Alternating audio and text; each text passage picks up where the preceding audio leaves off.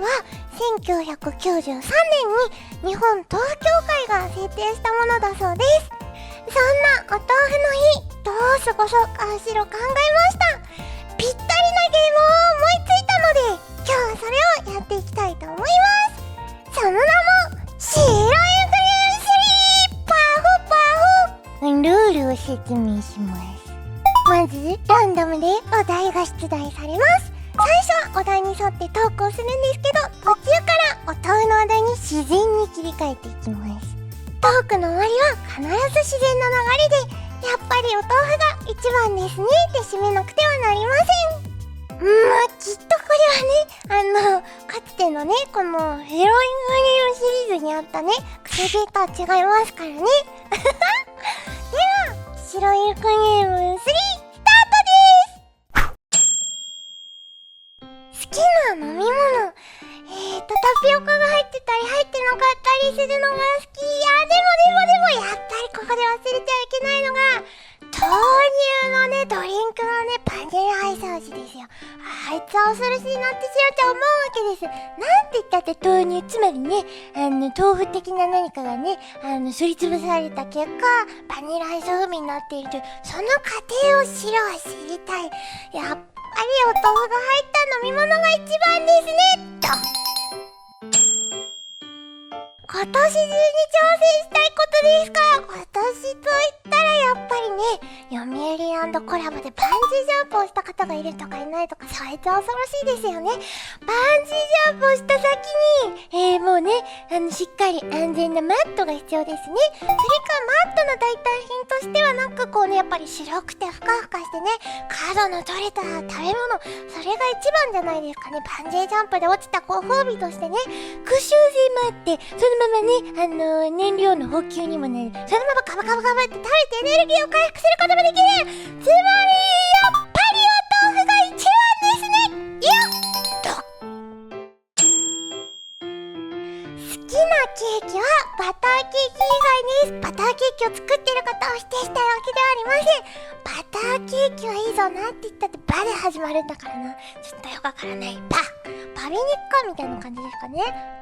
はい、ですね、ちょっと今日はテンションがおかしいんですけど、それもその東京ゲームショウでね、たくさんね、ステージに上がった後なんですね。そう、ステージの話に変えてはいけない。好きなケーキといえば、モンブランといえばお酒が効いている。つまり、スタイチには早すぎる。モンブランといえば洋酒が効いている。洋酒といえばラム酒もあるだろうっていうね、羊をね、つけていく。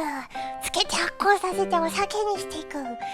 まあ、何よりシロちゃんが言いたいのは、まあね、いろんな粉がありますよね。やばい方の粉ではないです。小麦粉を使って作るケーキとかね。もち粉ではない。パン粉ではない。なんだっけあれはなんだ全粒粉。なんだっけな米粉を使ったケーキとかありますよね。米といえば白い。白といえばお豆腐。色的な意味で言ったけど、シロちゃんの白ですね。はい、わかります。つまり、粉といえば豆腐という連立方程式が成り立つ。まず、パンケーキイコール、で、イコールの下に火を変えて、粉足す調味料で、粉の部分を次の行では、あれだよ。もう無理だ。わからねえ。